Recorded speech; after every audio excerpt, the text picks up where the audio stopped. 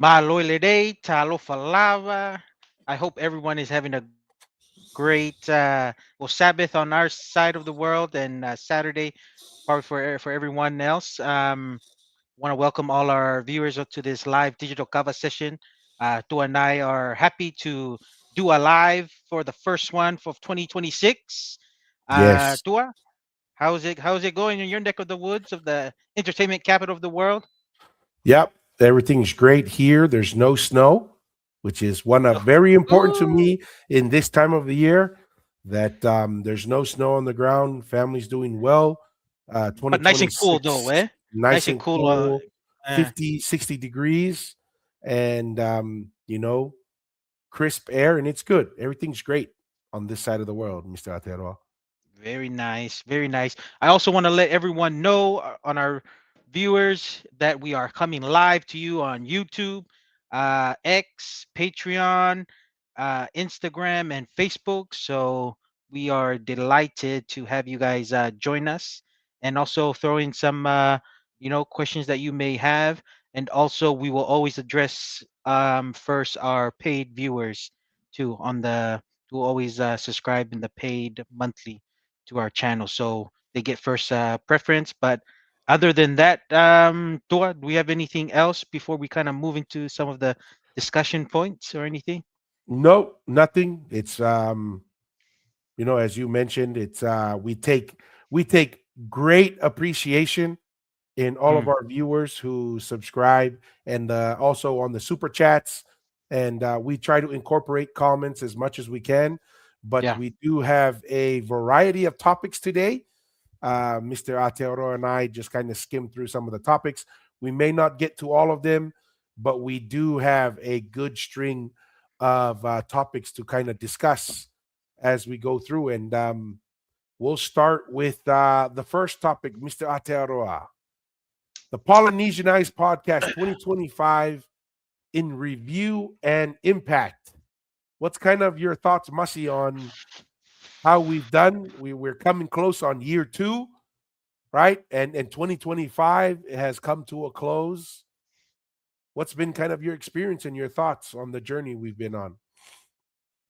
My personal reflection so far since doing the Polynesianized podcast, Tua, is probably we are definitely making an impact, just like subtle impacts here and there with people's knowledge of Polynesian history. Probably a lot more understanding of the Tuitonga's role in Polynesia, because there is not really much information about that. And and I think we're having discussions on our Polynesian history. So I think it's very, very good, because I don't think there's been many discussions of our history. So we're just a minor part that's impacting this refinement of our history, that we can understand our past. And why is it important? Oh, well, in order to know the future, you must understand your past. And I feel like as a people, the more that we understand our past, it enables us to maybe make better choices and be proud of who we are and how far we've come. That's just Mm, me. So no, that's my thoughts there, Tua. Anything from you? yeah, 100%. I think I'm not aware of any other podcast or content creators out there that have like really dove into our history and contemporary news, what's Yeah. going on around in the Polynesian space, and had such an impact as we've had, in my opinion. Right? I Mm, mean, the the reaction, both from the positive and the negative, have been extreme. Right? yeah. We've had the extreme of, man, this is the greatest thing since sliced bread. To the other side is, you guys are going to cause civil war and bloodshed, and even to the point, Mr. Aotearoa, people threatening, quote unquote, our employment, right? Like, even people are Yeah. like, Oh, yeah, we're, yeah, we're yeah, gonna yeah, ruin you, which is kind of crazy, you know. yeah, yeah. But it's been kind of cool to see that impact. And really, one of the things that I have kind of noticed, especially in 2025, I see people opening up to the idea of, people always say, oh yeah, we were one people, but it was Mm. kind of cliche, just kind of meaning like, oh They yeah, we didn't understand how that became one people. It was just, yeah, we're one people. We all navigated, but that was about it, right? Mm, exactly. They're just like, oh, we all were brown skin. We all had canoes. You know what I mean? We all ate taro and blah, blah, blah. mm, But we've really brought to the table, it's like we were a nation. We had political, social, right? Um, mm, Structure that really made an impact. And we were trading one with mm, another. And there were specific areas that were specialists in their trade, and there was a network of moving those resources and that knowledge around, a much more organized and much more structured, rather than, oh yeah, we were one people, meaning yeah, we just like the similar stuff. We've yeah. really challenged that. We've also really challenged the typical talking points of the academia, and also little pockets of knowledge or ideas in small parts, like isolated parts of Polynesia, right? Where, for our brothers and sisters in Samoa, that's where we've had a lot of our focus on, is that. And it's really, I mean, it really started because people think we went out of our way to target to target Samoa. It kind of just naturally happened, in my opinion, because we came out and we talked about the Tuitonga, how expansive it was, and the most immediate reactions were Correct. Tui Manua, Tui Pulotu. We shot down the Tui Pulotu very quickly, right? Like we Mm. considered the Tui Pulotu, we looked around a little bit and we're like, yeah, there ain't nothing there, right? Like there's nothing there. Like We put out that there's not smoke even real a quick. squirrel. There's not even a squirrel Yes. running on that wheel, you know. Yeah. And then we for the people who jumped in and said, "Oh, you're from the Tuimanua, you're the Tuimanua Empire." We're like, "Oh, okay." We kind of opened it up. We saw a little squirrel running. It was like, "Okay, let's see what kind of squirrel this is." And we dug into it, and we're like, "Yeah, it's nothing more than a squirrel running on its wheel, Who runs a little right?" bit longer, And a and and squirrel so or a hamster, Tua? What runs a little bit faster I or longer? would say squirrel. Okay. So the squirrel is the tui manua, and then the tui pelote was the hamster that didn't last too long. Yeah. The hamster. Yeah, the Mm. hamster just went like one rotation per hour. At least the squirrel is one rotation per minute. You know, Eh. but it's been. I mean, honestly, there's been some interesting influences that we've had. Yeah. One is, remember, we reviewed that one AI podcast, Yes. and the tokatufa term. Mm. AI is picking up that content, and that content is primarily from Tevita Fale, the founder of the Polynesian Ice. And Correct. so I think that is tremendous. We're making an impact. And one thing's for sure, Masi, this year we've had millions of views when you look across all of our social media, and tens of thousands and potentially hundreds of thousands of comments, which is one Mm. of our goals, is to have Mm. more people talking about this, because the more people talk, the bad ideas tend to die off, Mm. right? And Mm. so that's something that's really important, from my perspective. Nice. St Lavu Lavu says, "Kautama malo en awe. Good work, Tokos. The shift towards truth seeking and conversation has begun." Absolutely. What are your thoughts to that comment, Mr. Atero?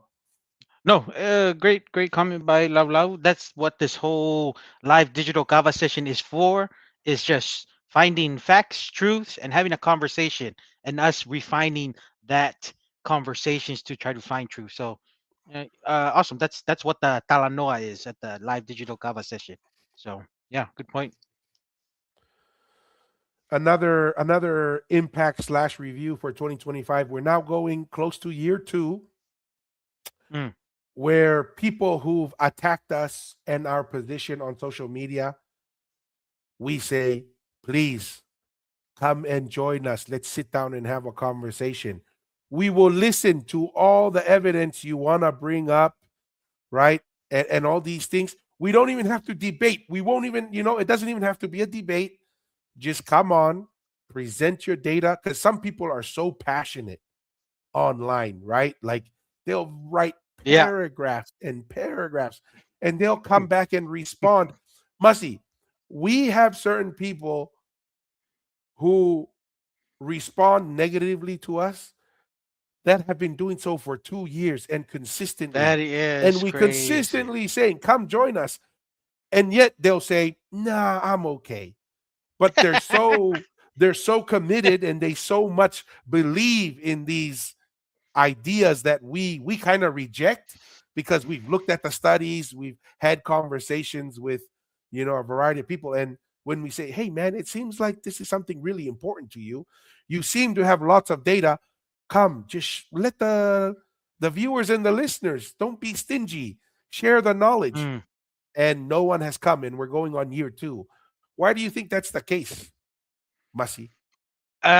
Some people just want to believe in their in their ideology and storytelling that they've always heard. So it's kind of like some people just want to stick with that, but still want to watch and just hear our podcast. I think that is evident to us with some of the numbers we've seen. I think we've got Yeah, 46% of people who have viewed our content but not subscribed. So I think there's a yeah, lot but of people kind of consistently like that, return to watch. Yeah, consistently return to watch. So I think some people just have certain ideas when they've been hearing it from their father, their grandfather, or their grandmother, or whatever, and maybe they know it's not as strong to present it to everyone else. But I don't know, man. I don't know. It's doing this and presenting your ideas is maybe for us we like to do it. It's maybe too transparent for others to do it right in front, and instead of putting it yeah. into No, that's words. fair. I don't know. That's what I think. No, and honestly, if someone just said that, I usually, the feeling I get with some of these guys Mm. is, that guy who never gets into the field to play, or they don't know the feeling of what it's like to have a 300 plus pound monster run at you and you have to Mm. tackle them, or you have to run with the ball and someone's coming to try to take your head off, but they're sitting on the sideline, first ones to criticize. You know, first ones to say, "Oh, Yeah. you should have done it this way. You should have done it that way." And we're like, "Hey, come and show us. Come and show us." There's people telling us how to name our podcast with all these different names, trying to, they think they're going to hurt our feelings. And we're like, Yeah. "Hey, you know what would be a good idea? Go start your own podcast. Name it whatever you want to name it, and then let us know how that goes. Let us Yeah. know with all your suggestions and your ideas. Yeah. You're like the guy sitting on the sideline telling telling the professional rugby player how to play rugby. Yeah. You And know? see how long you last. You see Yeah, how long you yeah. last. Yeah. There's a It looks reason like why we many have. no, I was just gonna say too. I think we kind of went through the numbers, and it did say that most podcasts die within what? Don't even make it a year or something. Don't So, even make it a year. it's not 90%. as easy. 90%. So it's not as easy as people think. Just go up there and have content to talk about No, having a no, podcast. and it's not. And to be honest, a lot of people have a problem with the content. Yeah. We have almost the opposite problem, right, Masi? I think we still have maybe 20 episodes that we haven't Ye- even released correct. officially on the podcast, Yeah. right? And we're Hmm. slowly releasing those. That's why every week, it's been a few weeks since we had a live, but Hmm. almost every week we've released between 1 and 3 episodes, even though we haven't gone live, because we're maxing out on the storage on our platform of 50 hours of content. Yeah. Like, so that is the biggest hurdle. And like you said, Masi, when we look at the statistics on YouTube, Hmm. top 10%. Because like you said, 99% of these podcasts died. We look at the numbers that we've had interactions on Facebook, millions of views, tens of thousands of comments. We look at Spotify, Yeah. right? We're top 10% video podcast on Spotify, Mm, right? mm. So I mean, like you said, it's is it easy? Is it like, are there hard days to do this? Yeah, because it takes time and energy, Yeah. but we believe that this is an important discussion that needs to happen, and Hmm. we believe that ideas should be challenged, and ideas need to have a place to, they need a ring, they need an octagon, and that's what we're providing a ring and an octagon so these ideas can compete, because when we look around, there's nowhere that provides that. Yeah. Yeah. No, and I think that's the thing that we keep on going.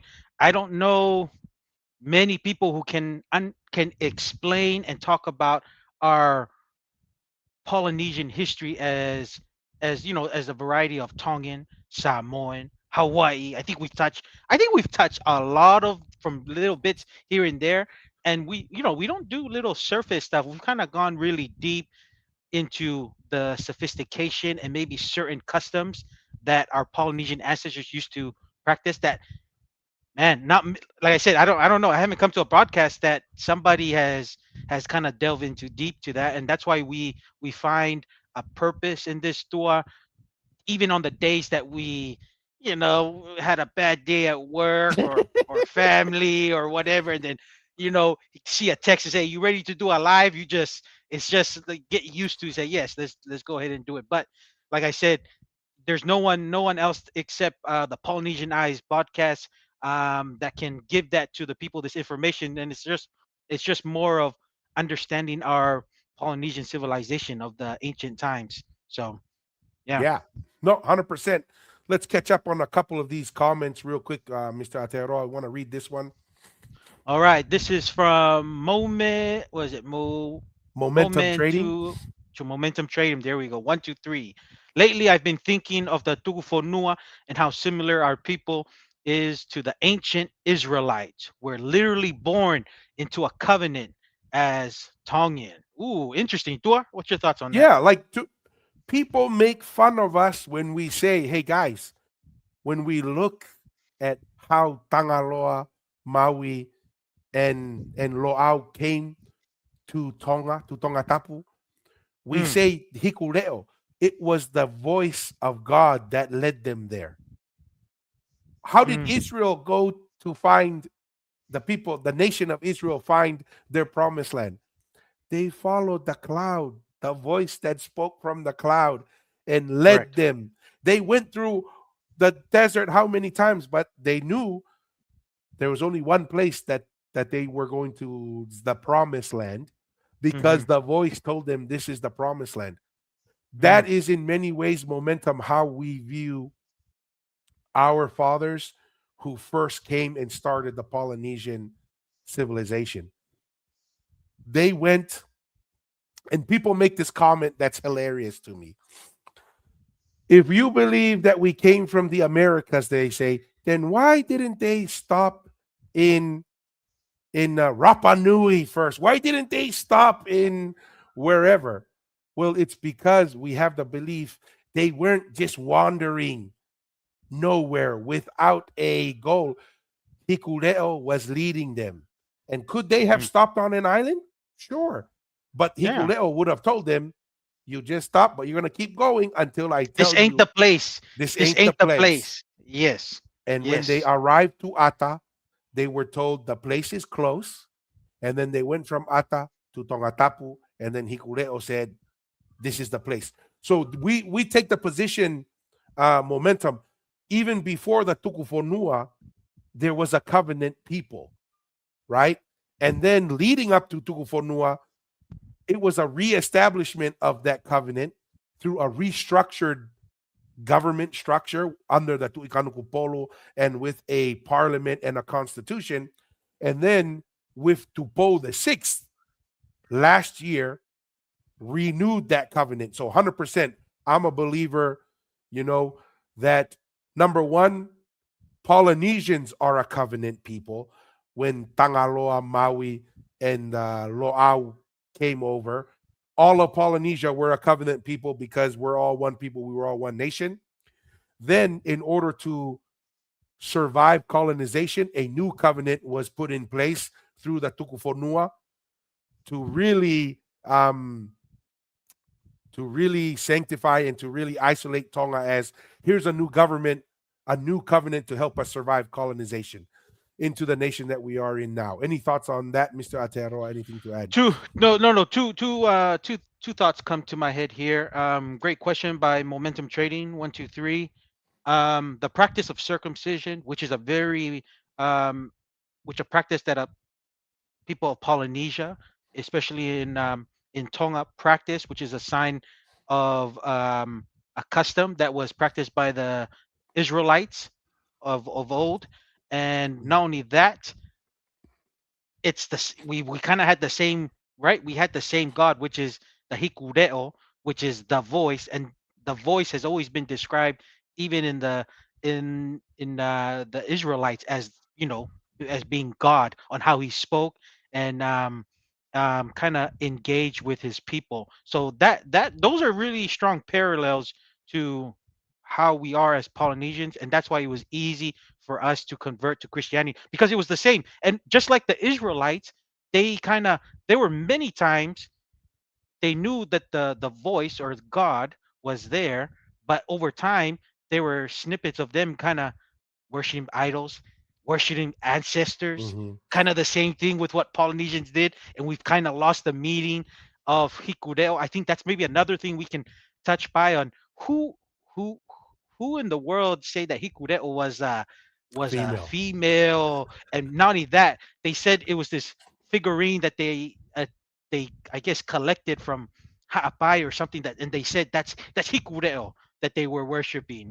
So that's another thing, and that's that happened with our people, and that's why it was very important with that tugu for Nua. It was a re-covenant to go back, and even Taufahau the first started that with the whole cleansing of some of these worshiping of maybe not the true God. That's why he kind of went through a kind of more of a cleansing because it wasn't the original hikureo that the ancient practice of old. So same kind. If you just those are parallels that I think that kind of draw us.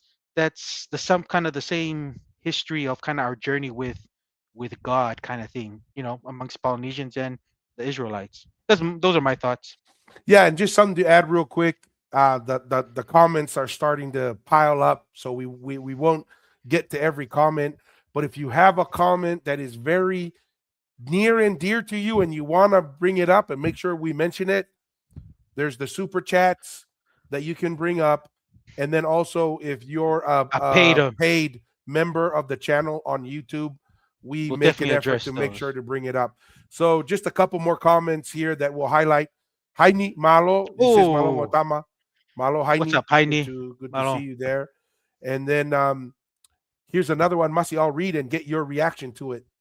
He All right. says, this is from Mr. Guapo. He says, hey, brothers, I've been listening to many of your videos as I work on my graveyard shift. My dad passed away, knew many things from our Tongan grandfathers about them traveling all over the Pacific. In my questioning him as to why my great grandfather went to the Marquesas Islands, he said at the time to go and collect tribute.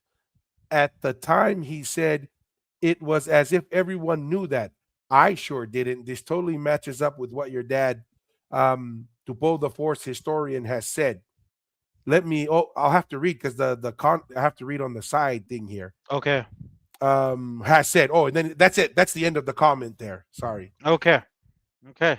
So what I'm getting about this from Semishi Tuwafu. Hey, thanks for joining in, Semishi.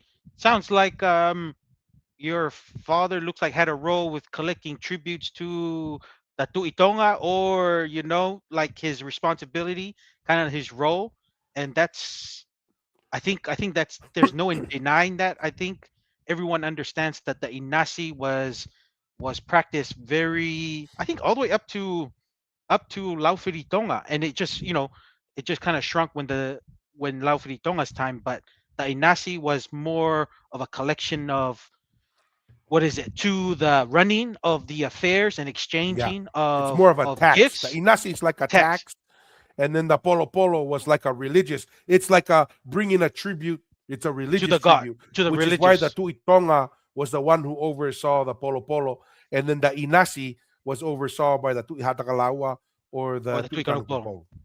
Okay. So, hey, that's pretty cool, Samishi Tuwafu. Though that's kind of my thoughts there. Tua, I don't know if you had any addition or maybe something Yeah, else to add on. this is what happens when time goes by, and because I really, this is something that may have been common knowledge with our grandfathers and great grandfathers within Tonga, especially on Tonga Tapu. And because we never were colonized, the advantage is you have sovereignty and you can manage your affairs. But one of the negatives is your story doesn't get out as quickly, right? Because you're an independent country. The Western world says, well, you're a big boy, you take care of yourself, right? And we didn't have access to America, New Zealand, Australia as much as the colonized countries did, or France, or Mm, wherever, right? So that knowledge that our grandfathers, great grandfathers, and before, it was common knowledge to them, but that story, number one, didn't go out because of sovereignty. We were in many ways isolationists because we had to do that to survive, right? yeah. Not allowing others to own land in Tonga is an isolationist approach. Why? Keep foreigners out, and any foreigners who come in, you're disincentivized to stay and build wealth and influence because you couldn't own land. So that's one of the negatives of sovereignty, right? And Mm, maintaining independence.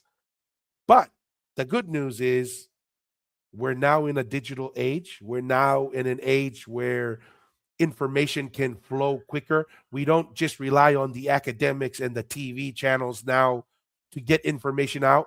We have podcasting, we have YouTube, we have social media where more ideas can come out and compete. And then those ideas that our grandfathers and great grandfathers knew of as common knowledge, that our mm, brothers and sisters throughout Polynesia, they forgot about it because of colonization and being disconnected from the core of the empire. It's kind of our duty now as descendants of our great grandfathers and so forth who ran and who were heavily involved in the central government and governing of this empire to get this story out and bring our idea to the marketplace of ideas and have it compete against all the ideas out there. yeah. No. Anything else on that, Mr. Atearoa? Any closing Oh, thoughts on the overlying theme here for 2025? 2025. No, I think we're definitely starting conversations because I'm just seeing it pop up of random random things that it wasn't talked about before, but people, because with more information, just kind of like I said to what people are just willing to kind of put the puzzles, and that's kind of what it is and what we're trying to do, and kind of expand and have everyone just have that discussion is putting the pieces of the puzzle of our Polynesian civilization, because no one really understood that, and that, that's an awesome thing to see. And the good news is, this is we I think Tua and I still have a lot of passion to keep this going as long as we can, to kind of Yeah. further discuss, further um talk about the details, and talk about good and bad ideas, so that we can have a uh understanding of our Polynesian history, and that includes all the islands in Eastern, Western, all the way up to Hawaii, and all the way down to close to the Arctic of Aotearoa. So those are my Aotearoa. closing thoughts. Yep, 100%. And just for kind of the viewers and listeners, some of these topics that we're going to discuss today, we drew on them because I think on Facebook alone, we have just under 40,000 comments Yeah. spread throughout there. It's kind of crazy. I never would have thought. I mean, on one of our Facebook pages in the last 28 days, we've had just under 400,000 views. Can you believe that? It Jeez. blows my mind. It's kind of crazy to me. Mm. So we try to respond to some comments. It's impossible, and we don't have the time and energy. But we do skim through some of these comments, and we see certain patterns, right? So some of these topics are driven from patterns we see in the comments and in the themes, and this is one of them. One of the very common themes we hear is, "Oh man, Polynesian Ice podcast, you guys need to stop. You guys are just disrespectful, causing division. You guys are ripping us apart. You're not bringing us together." And I wanted to bring that topic up because if I went and tried to respond to every one of those comments, I think my fingers would fall off of my hand. It's just too many of I those. So I yeah, go I ahead, think you Masi. wouldn't. I think you wouldn't be going to work if you had to respond to every single comment. Man, maybe if I got a dollar for every comment I responded, man, I wouldn't even go to you, work. But because yeah, I don't you, get that, sorry yeah. guys. No, but I was gonna say, to I think we've done a pretty good job. Just kind of little, threads that people are having conversation. We'll just kind of include and just kind of add what our thoughts are. But I think the that's what we want, just to have people have that conversation, whether they agree or disagree. And and I also want to share also with the viewers on the live digital Gava session that it's what I forgot to add in our 2025, that the impacts. But it's starting to be easier to invite our guests because they've Mm. kind of heard of our podcast. So that's an awesome sign of where we're going and the amount of reach. Because after being, well, almost a year and a half now, that it's very easy to have guests to come on and to kind of expand their knowledge and just share their version of the Polynesian history. And that's a puzzle if people want to take, or it doesn't fit, but at the end of the day, they have their time to share. And it's not causing it's only causing division if people are just, maybe our people are not used to having proper talanoa. Maybe it's just too much still savages still fighting outside. Everything is, if you have say something and they don't like it, they see it as division. But maybe they haven't had a proper talanoa, just to just to have everyone share ideas. And maybe this is the small piece of the Polynesianized podcast, is to have critical understanding and critique, and not get into physical or giving physical threats online. But hey, it doesn't phase us. It's just, I just think of It's that as funny sometimes. I see that now, that it's like little kids in the primary school still mentality. That's how I see it. I don't know, because Yes. I've seen those threats that people say, hey, if I catch you in Salt Lake, or if I catch you in, it just makes me laugh, because I was like, Yeah. man, you remind me of when the little boys would fight on the side of the road when they're fighting over an ice block. Who had the bigger half when they split it? I don't know. It's still kids, but maybe our Polynesian people just need to have critical understanding and agree to disagree if their idea is not standing. But to me, I don't see it as division. It's just a Yeah. conversation, and this is where we stand until our until our idea has been broken into part and say it doesn't stand. Then we would admit it. But it is what it is, and that's why we keep going on it. And then if we get more information, it's either we kind of alternate and just add more information to what we've already presented. But I don't see it as division. But I don't know. That's my thoughts. 100%. Long answer there, Dua. Yeah. This is you know what makes me crack up, Masi? Eh? I guarantee you that Maduro in Venezuela was like, "Donald Trump, you arrested me. You're causing division. You're causing division." in Venezuela. And I'm like, dude, your idea was weak. You were Mm. shutting down people, forcing people to do this, and that. And you're like, nah, nah, nah. You just had a bad idea, man. If you really were comfortable with your idea, you would engage and say, here are the reasons how and why. Like the history is behind that. And honestly, every time we've engaged in an idea to dig deeper, we see a trend, right? Mm. When we challenge the Tuitonga idea, we look at the archaeology, we look at the stuff, the Tuitonga gets older and older and older. Yeah. And then when we look at some of these other ideas of the Tuifiti or the Tuipulotu and then the Tuimanua, it gets younger and younger and younger. And Mm. we just that's just the reality. And we put it out there.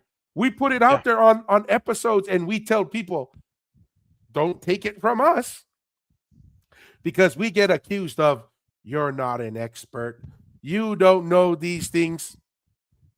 We go read the expert's paper on scientific journals and they're like, Mm. "Oh, that's not what it means. You're not saying it right."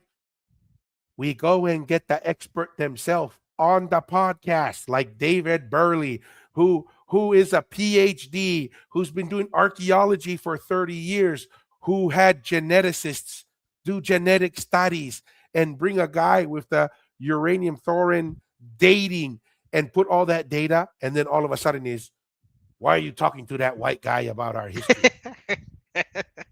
You know? Now, who's Yeah. causing division? We're trying to bring data, we're trying to bring an opportunity to have conversation. We're not bringing division. We're trying to bring people together. We've even been told, Masi, believe this, maybe you've seen these comments. You guys are just racist. Racist. We're the same people. What do you, how if I put down a Samoan, that's putting down myself because we're all Polynesian. We're all the same Mm. people. We Mm. have great great grandfathers and great great grandmothers that are Samoan. We have ancestors from Fiji. We have all, and somehow, see, this is how when you get overly emotional with your position, Yeah. you just go to you're racist, you're a misogynist. All of a sudden, it's like, wait, oh yeah, wait. I think you're starting to sound like a woke person, maybe. I don't know. You're sounding more balangi. You're sounding more Yeah. balangi than you try to tell us we're being racist. Yeah. And honestly, I mean, one of the reasons why I wanted to bring this up is we see our message as we cannot be unified if we're not built on the truth. And we want the truth, right? And we don't just say we're one people for Mickey Mouse. Oh, we're one people because we're Mickey brown Mouse, yeah. skin and we all eat taro and we all like palusami and da da da da da. We are one people because we're all related. We come from the same origins. We have very common religious, historical, scientific, economic backgrounds, and from a same civilization that has lasted for 3,000 years. Like that, Mm. that to me is a unifying message.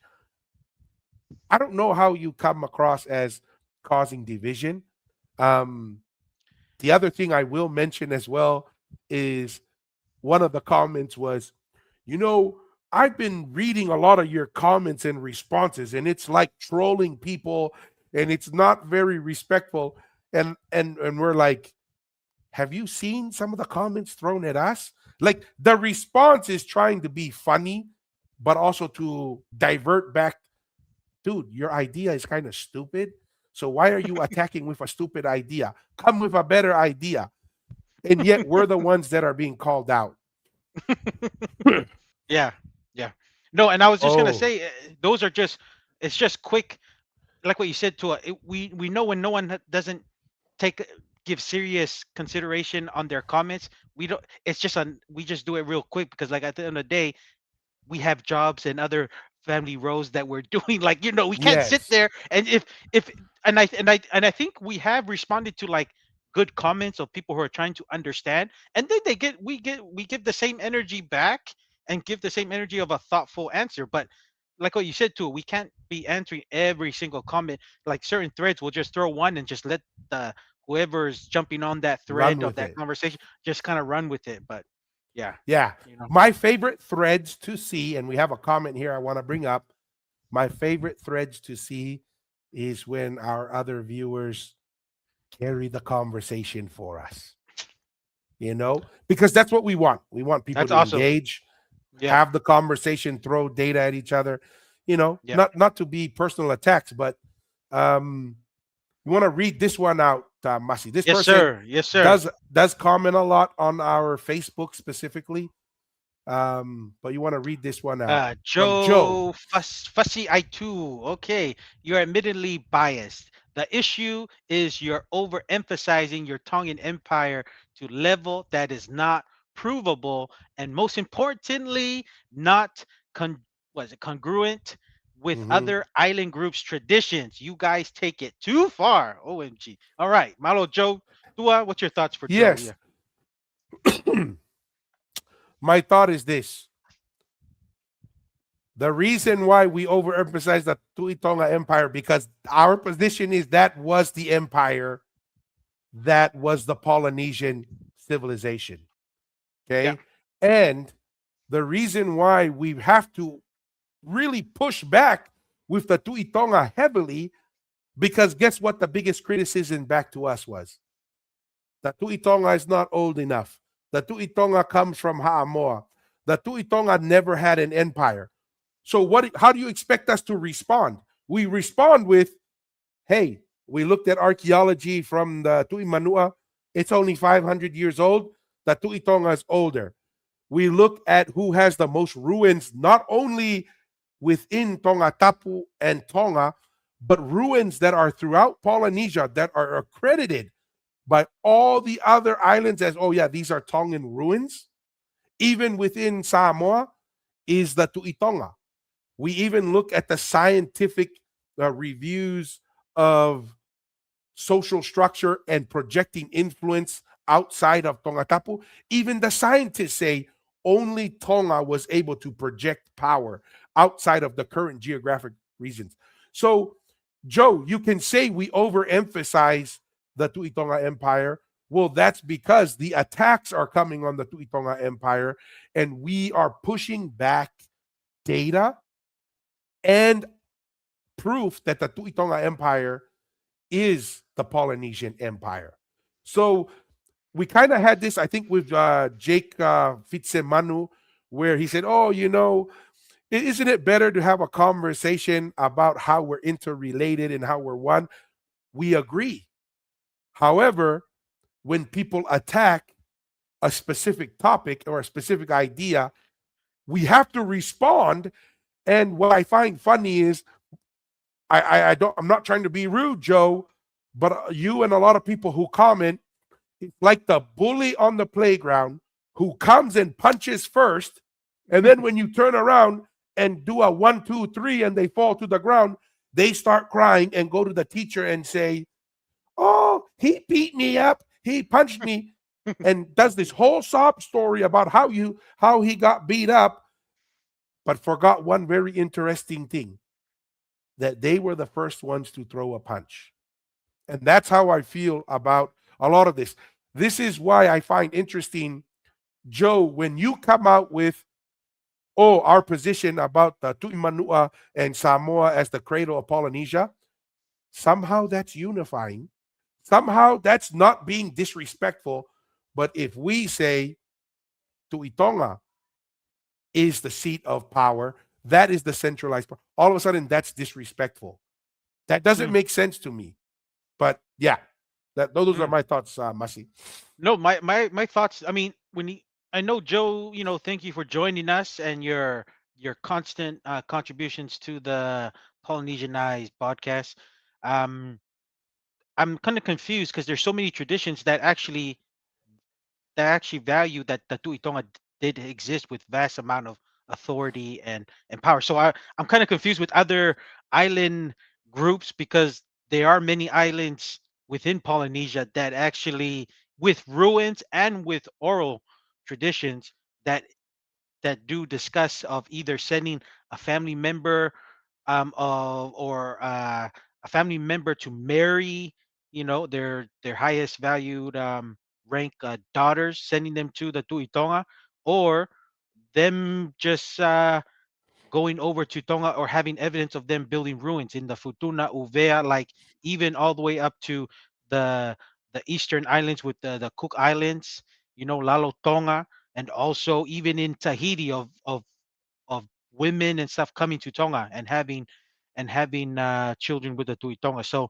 I guess, and that's kind of why we are here in this live digital kava session. There's so many oral traditions that we need to figure out what is to believe, what is this doesn't make sense. This is just created in in the 2020s or something, who knows. But I'm just saying there's so many traditions out there that we need to like we need I think as Polynesian people we need to kind of self-reflect what is true and what is not, maybe a self-critique on which oral tradition actually holds some value, and some of them are just, and then we touched on it. I don't know if we released the episode or not with I think we did, with even the The land oral courts. history. Yeah, The land in courts, because Hamua. people just create oral stories because they know they won't get it a right to the that land, but creating the oral stories that their generations after themselves, that they can have some oral story to maybe fight for it, and then have claim to it for some other reason. If that family kind of dies out, or if they all move to overseas, they'll have claim. So Hmm. it's, yeah, so those we got to figure out with all these histories, and that's probably a problem with maybe, Tonga coming so late, maybe, that's part of not being colonized. We've kind of come late to kind of correct and kind of say this oral history doesn't make sense, as Tahiti being the origin of Polynesia, or the Yeah. Tuimanua being the origin, or the Tuipulotu. And that's, we've kind of left that to the academics. But we're in the 2020 now, and this is a platform that we can have uh, a in-depth conversation on try to understand and move out certain oral traditions or oral stories that really don't hold any value. It's just created just to, for some reason, a feel good. Maybe it's a feel good for that certain group of people. But that's just me. That's just me there. Yeah, 100%. Malo Joe, appreciate the comment Malo, there. We don't want people to think we only bring the comments of people who are positive. agree. We'll bring it Yeah, up. But once again, if you want to add a question, feel free to add a super chat, and we'll definitely make sure to bring you up.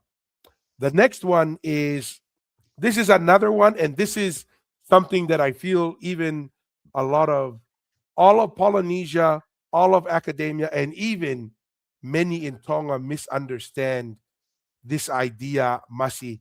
And the comment that usually goes, Masi, is Tonga occupied Samoa for 400 years, or Tonga conquered Samoa and stayed there for 400 years. And even Tongans will say that, like, hey, man, we came and conquered you guys for 400 years. What's your thoughts on that? And what's kind of your take on whether that's the right way to look at it? Do you agree with that approach? And just kind of what your thoughts are on that? Um, well, my thoughts on the Tongan occupation. That occupation, like Tongans are, and this is probably the mistake. They're saying that they went and had an actual war and took over Upolu, Savai, Yeah. Tutuila, right? It was never the case. We're all the same people. It's just that when they went to Haamoa, they also have authority there because their mothers were from there, and that's within the same family. The authority there, when you're very high rank and it's a hierarchy, Polynesians, our DNA has been very hierarchical. So when you have somebody with the highest title, you know, in Polynesia, you're gonna demand certain respects. You have a big following, you have an entourage, you get the best warriors, you probably get the best resources, you have the best. I think that's, and another one was the advance of navigation. That's Yeah. The probably the big technology, thing. the knowledge. Yeah. Technology.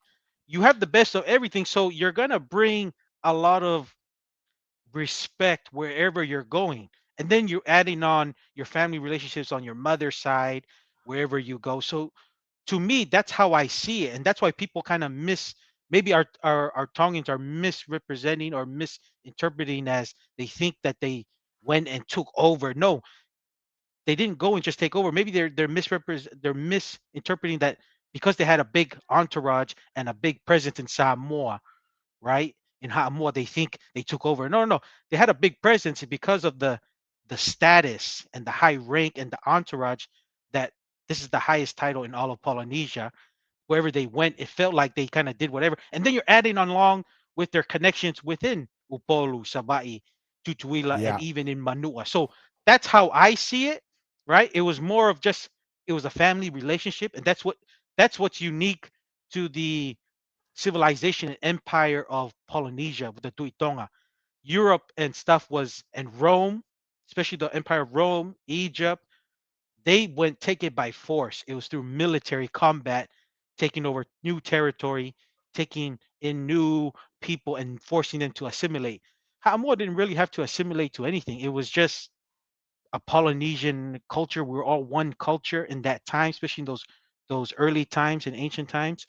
And our family relationships, that's what made the Tuitonga Empire was the family relationships that it had all over throughout Polynesia. So that's how that's how I see it. I don't know if you had anything else, Yeah, Glenn. I really think it's I don't agree with the idea of Tonga came with a military, right?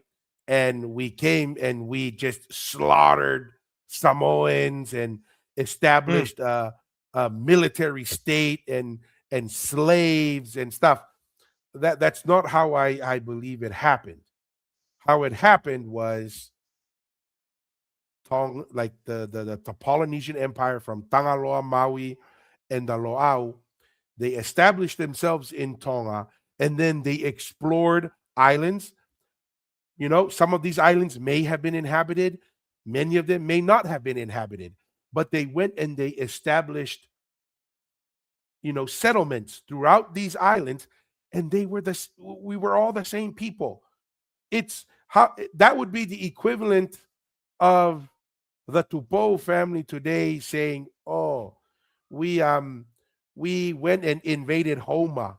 Like, no, it's like Homa was always part of Tonga. Like, this is it's the wrong way to think of it that way, in my opinion. And to prove that point, there are two things.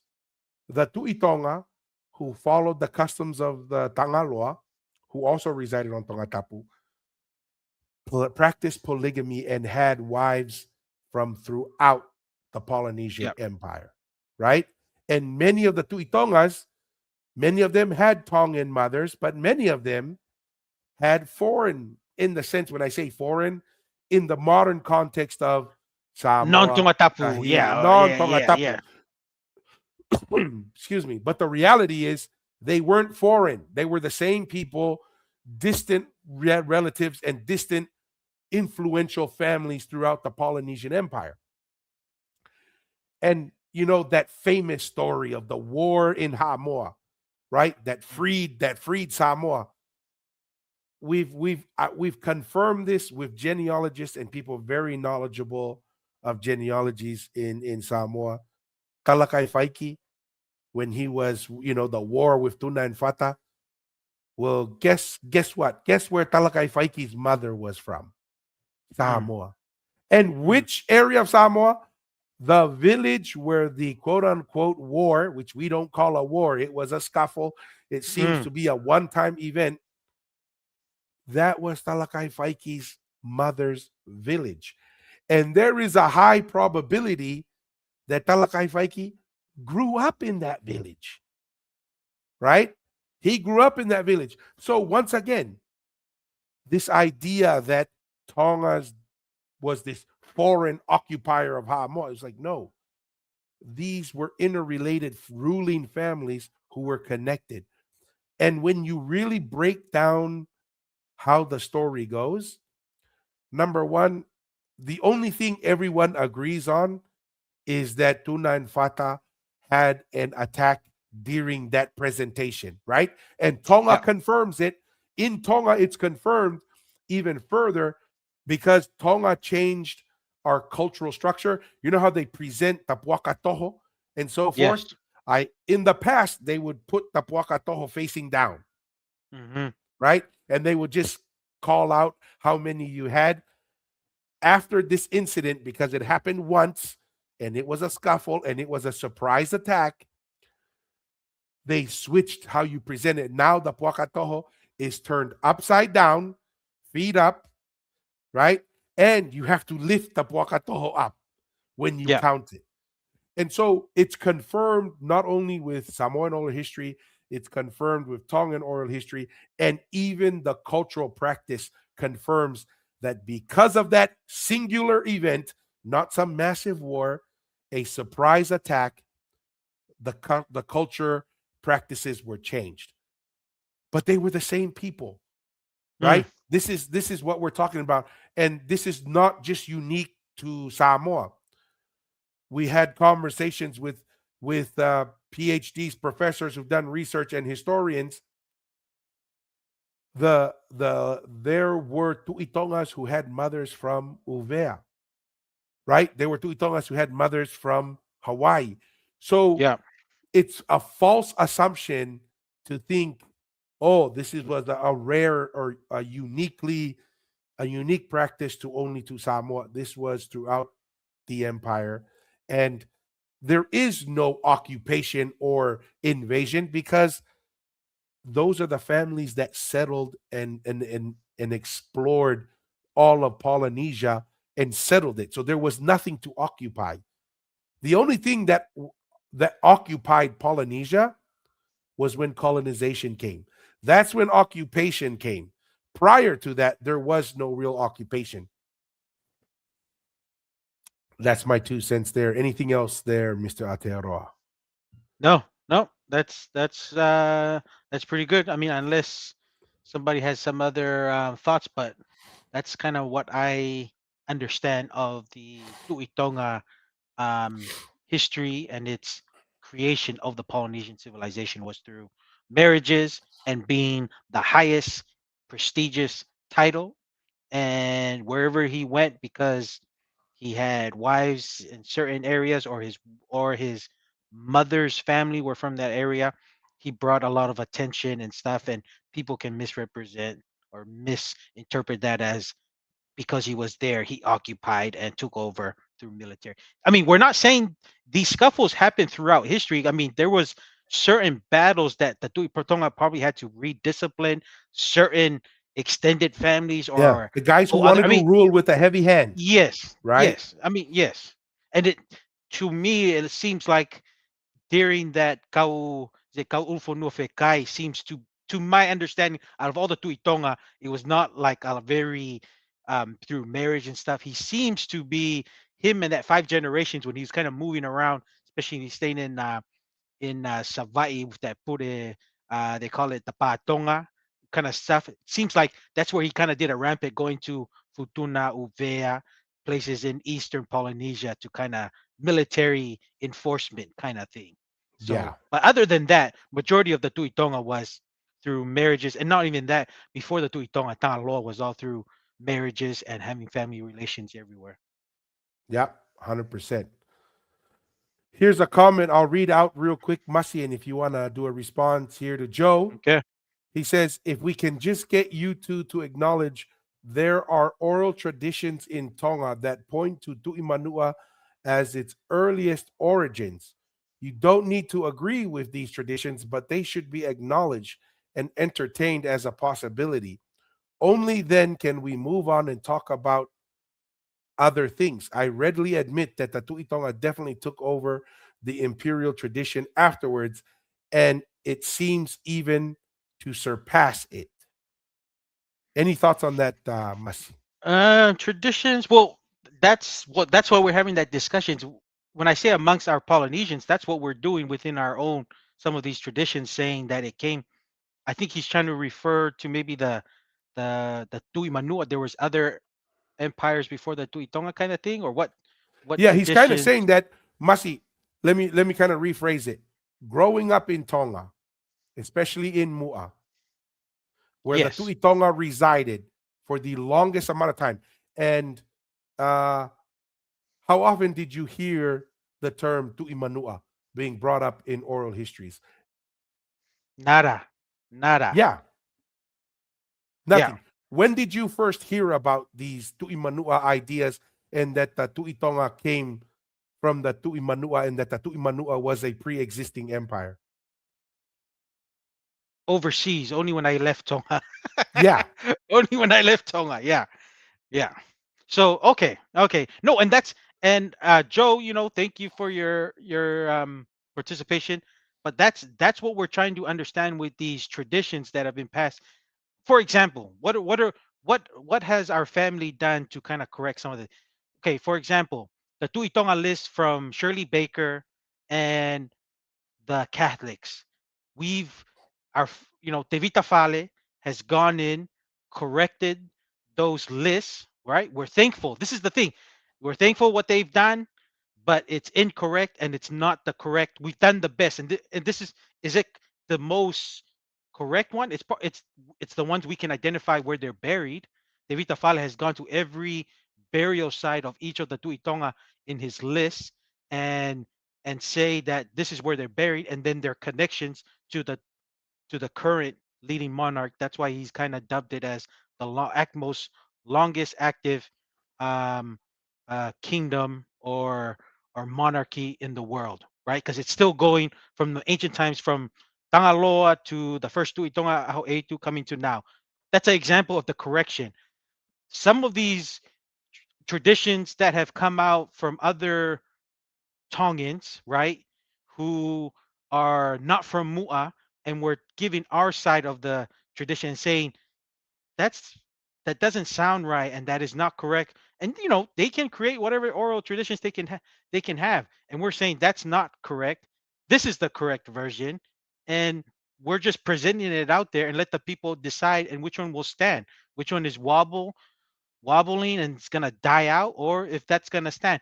Because to me that's what we are doing to try to regarding the Tongan tradition you're saying with oral history that we're doing is to dis- decipher on which one is more accurate or not. And that to me that's what we're doing. I don't know, that's my thoughts there, Tua, regarding Joe's question. I don't know if you had Yeah. anything else. The challenge is, Joe, is number one. I know a lot of people listen to our accent and think we're Tongans who You have to totally sound grew more up you have to sound outside. more British. You have to Yeah, sound more maybe I need to British. have more of a. I need some water. I need some water, Yeah. Not right? water. Yeah, I Water. need some water. So I know we have an American accent because we have American roots, right? You know, and so forth. But what you need to understand is we grew up in Tonga. We grew up in Mua. And when we say we never heard, not only did we grow up in Tonga, but we grew up in the ancient capital of Tonga, the seventh settlement of the Tuitonga, the longest settlement of the Tuitonga, the settlement that has more ruins than any of the other settlements, right? And so we grew up amongst the families who managed the Tongan Empire, who are descendants from that, and we never heard we come from the Tuimanua. uh, our family are also caretakers of the Oni Langi that only noblemen are in charge of. Like, these are credentials we're just kind of throwing out there. This is where we stand, and it's up to you if you believe it or not.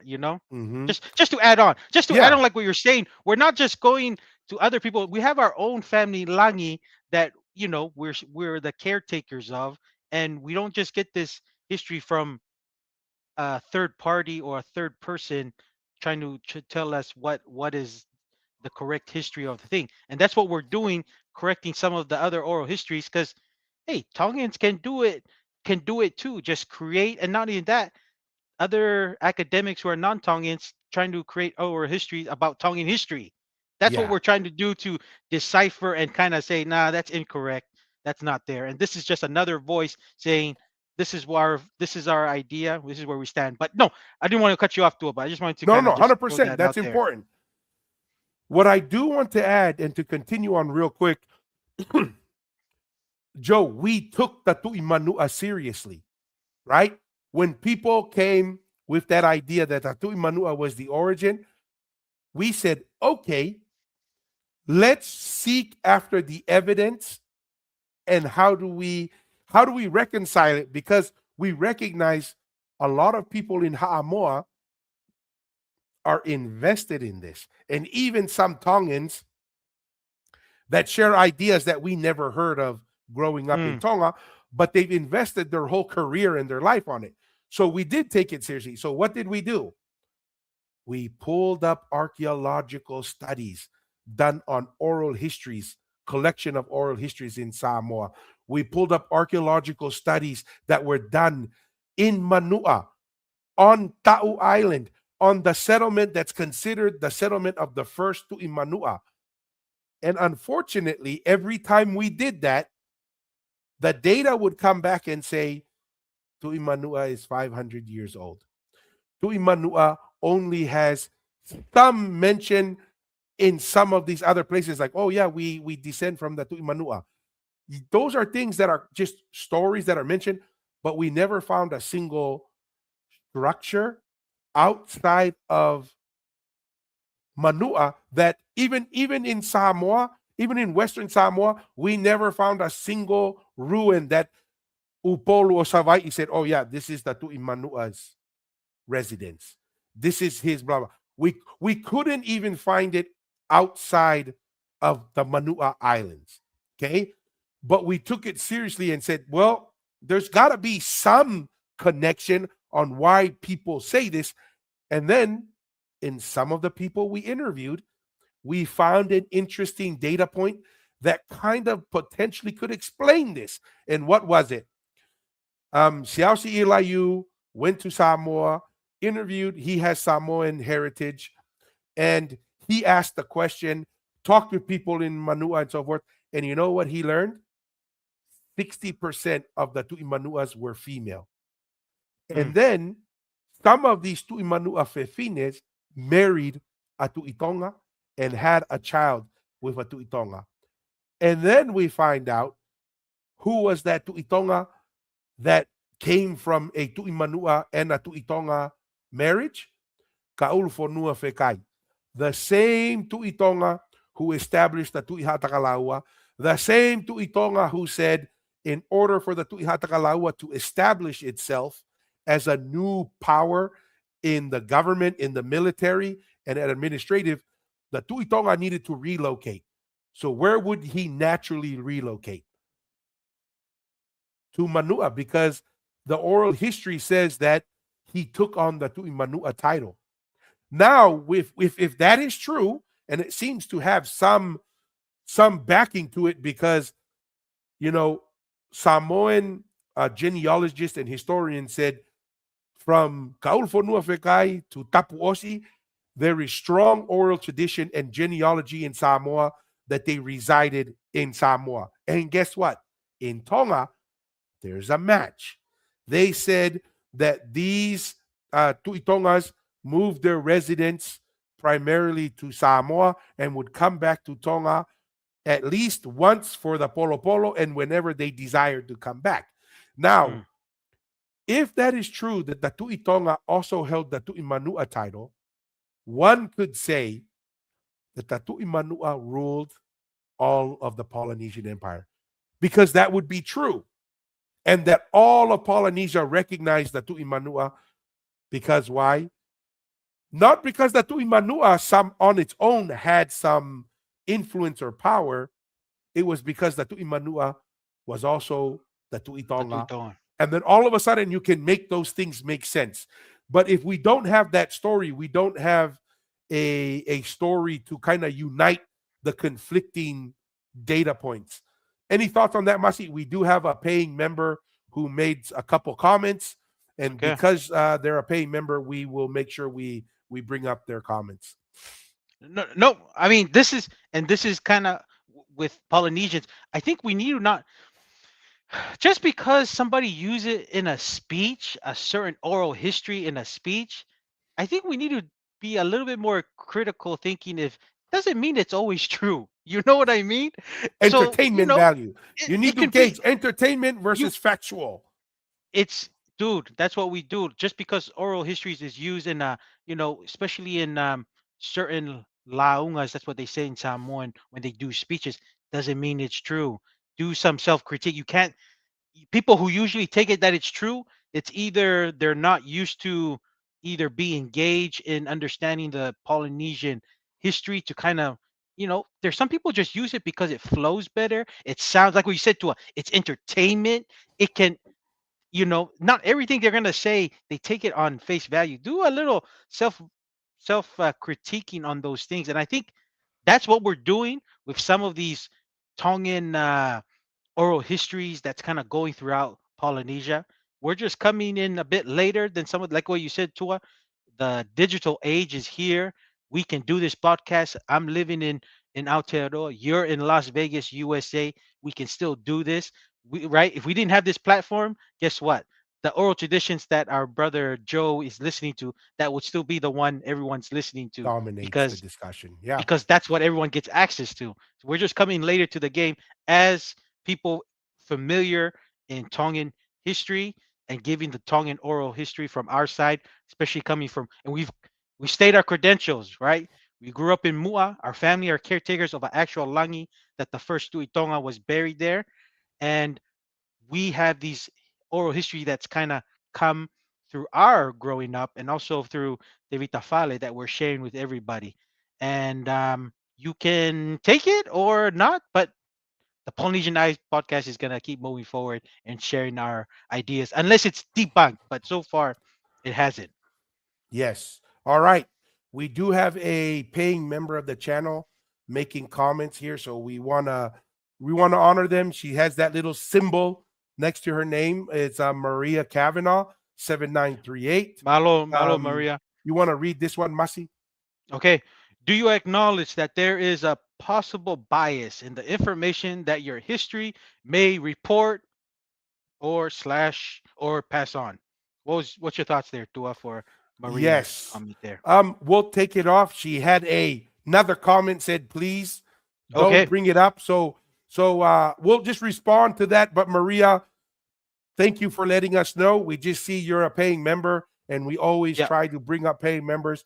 But we will honor because you're a paying member. Whatever you say, we will do. So we took it down.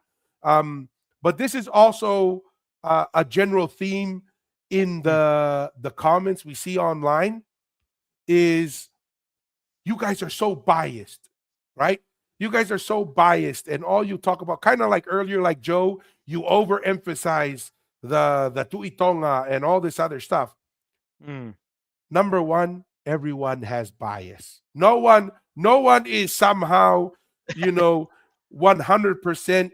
They're always objective. We're influenced by the ideas that we grow up with. So to just kind of build on that, everyone has bias. The question is your bias reasonable? And what do I mean by that? Reasonable bias is, can you at least explain the idea? Does it make logical sense? Is there any evidence that kind of backs up your position, that backs up your logic? Then you can have a conversation. And to me, yes, we do have bias, but we also the bias with our ideas, but we also bring what we think is logic. We bring evidence, we bring pattern recognition, and we say, this is why we believe in what we believe, and we recognize we have bias.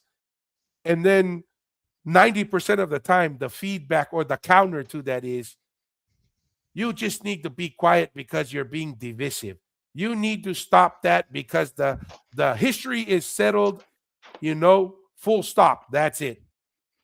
Kind of hard to say we're the biased ones when your response is overly emotional and not really driven by data and facts, and you're not open to the possibility that you're wrong. right? Mm, Any thoughts to that, Masi? And I'll just, rather than reading out Maria's comments, we'll just yeah. talk about the general idea that she's expressing in some of her comments. Okay. No, I mean, this is my thoughts here, Maria. It's only bias if it's not true. If it's not true, and we're still advocating this is our idea, and or it's been debunked, then that's bias because we're holding on to something that's not true, or it's been invalidated. Then we won't hold on to it. That's, to me, that's bias. But to me, if what's wrong, just we're just sharing the truth that we believe that this is the accurate or most accurate of the Polynesian history, and that's what we're presenting, and it hasn't been debunked, or it hasn't been even just a little cut here and there. It's been standing, and we're gonna stand on that until it's been proven otherwise. But to me, I don't see that as bias. I just say this is the most accurate and this is what it is. I only see bias as if it's incorrect information and we're still advocating this incorrect position or idea, then we must that's really biased. That's like you're still advocating for something that's not true, that's been debunked. And to me, that's how I see it, as we're being biased. That's kind of my thoughts there, Tua. Does that make Okay. sense? Yep, not 100%. All right. But either way, Maria, thank you for letting us know not to bring up Yes, your malo comments. malo But thank you, maukava Maria, and for being a paying member of the channel. We greatly yeah. appreciate it. All right. Um, this is another interesting theme that we get a lot. I can't tell you how many comments we get um, of yeah, you know, a lot of it from our Samoan brothers and sisters who are like, you commoners, you guys just need to be quiet and accept that your royalty comes from Ha'amoa, and you know, you guys are just commoners. You guys should be grateful um that you guys are marrying into the Samoan line so that you guys can have royalty. And you know, I find it kind of hilarious. It But is. You're making me in what's laugh. your Just you just you're just making me have these flashbacks of those comments, and it makes me jiggleish, makes me laugh because what it's are your funny. It's thoughts? funny. What's your thoughts, Mr. Atoro? We got our digital producer, research analyst Grok to do a little discussion for us on the difference between, because royalty assumes you have a king, right? Like royalty means kingship. So I was like, you know what? Let's have a little bit of a discussion on the difference between a king and a chief and royalty versus commoner. But before we go there, what's your initial response Dang. to that kind of general thread in a lot of the Yeah. comments?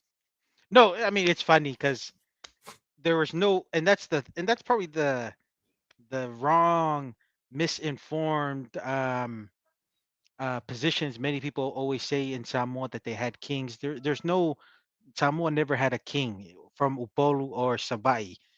You can say they had king through their marriages, but regarding a practice structure of kings, that never. It was only a little chiefdoms, right? Chiefdoms in districts. So and people. I mean, what do we? wh- do I have to state which Tuitonga is buried at our Langi Malmaloa? Like the Tuitonga Tui Polotu is or no, Tapu Osi. Tapu Yes. Osi is buried there. Is that enough to say what our connection do? Is that not enough to say our connections to the Tuitonga? From that line, that there's only certain families that have a langi, because I don't know any other families that have a langi of the Tuitonga being buried there, unless there's a nobleman of Kalanivalu, or what is it? What's the other guy? Tuila Kepa, with some other ones. So I mean, that's kind of where we come from. If they want to go in more details of our connection compared to theirs, then we can compare and see who's much more relevant and who's royalty. But other than that, maybe that's why it makes me funny, because it's just hilarious, you know. Yes. Let me let me share to kind of answer this. I've mentioned it a few times in some of our responses on social media. Let me share some old knowledge from the ancient capital of the Tongan Empire, where the ruling families of this empire were there for close to 1,000 years. They say, you know who you are when you die, Mm. right? And what that's the saying. You can go around and say, I'm this, I'm that when you're alive. That's all stories, right? You can say, I'm this, I'm that, but the truth comes out when you die. And what do we mean by that? What I mean by that is when you die and you get buried with the commoners, well, guess what? You're a commoner. But when you die and you get buried with the kings and the queens, then what are you, Mussy, at that point? Then we know you're royalty. Yeah, Okay. yeah. So, so No, no. go ahead, I had Mussy. a quick, I had a funny. I already told you and the rest of the family. There's some people who want to be royalty that all of a sudden they go and find a langi to try to have their ancestors buried, and some little family instances. But it just made me laugh because there's so many people who want to be royalty and tell their family members, and these are, and this probably happens maybe what people with langis like under Valu and such that people want to get buried at certain areas. But some people just need to understand there's people who want to be royalty and they'll do anything they can to just bury some ancestors there to say they are royalty in certain places. But I'm just saying, I just want that when you were saying that just made me kind of jiggle on that because that's definitely a thing of Yeah. family incidents that's happened recently. But Yes. So rather than responding to every comment, which is pretty big, of you commoners just need to be quiet, I ask all of those commenters, those viewers, those listeners, when you die, where will you be buried? Okay. And if you're going to be buried with commoners, don't come and accuse us of being commoners. mm, Okay. And don't put yourself that you're royalty when you're going to be buried with commoners. Like that's a good way, the best way I can say it, or at least you have the option. If you have the option to be buried with kings, but you choose to be buried with commoners, okay, you at least chose to be buried with commoners, but you had the option to be buried with kings. But if you had no option to be buried with kings, then please don't go around social media and call others commoners. Okay?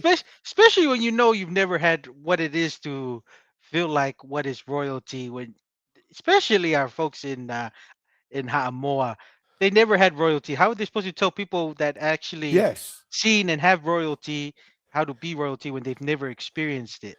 No, Chief is and not royalty. that's a good point. So I'm gonna bring up the screen here real quick so we can do a little discussion on what's the difference between a king and a chief, Mm, right? So we had Grok do some research for us. Um, let me take this banner off real quick so we can read this a little bit better. So the prompt that I gave Grok was difference between a chief versus a king, right? mm-hmm. And it says the main difference between a chief and a king lies in the scale, structure, cultural context, and nature of their authority. Though there's significant overlap, and the distinction is sometimes more about terminology and perception than a hard line. So, this is why people get confused because there's a lot of overlap and there's a lot of similarities. But the big difference is scale, right?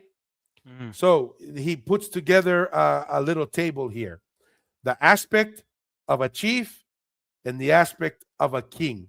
You want to read the first one, Masi, the first one right here. All right, the typical political unit, that one. Yeah. Okay, leads a chiefdom, usually a group of villages, communities, often kinship based. So that's definite for that's for the chief. King leads a kingdom, typically a larger, more centralized state or territory. Yes. And what is the lesson we've learned, Masi, in the two going up on 2 years of doing this podcast? One of the things we learned is, where do we find decentralized power, i.e., chiefdoms?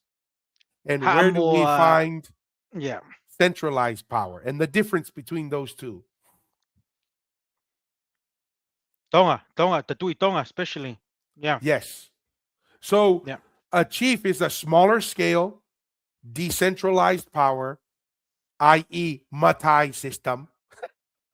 Mm-hmm. That's a chief right there. A king, larger scale, centralized power, right? So the next one, scale and complexity. I'll read that one. Okay.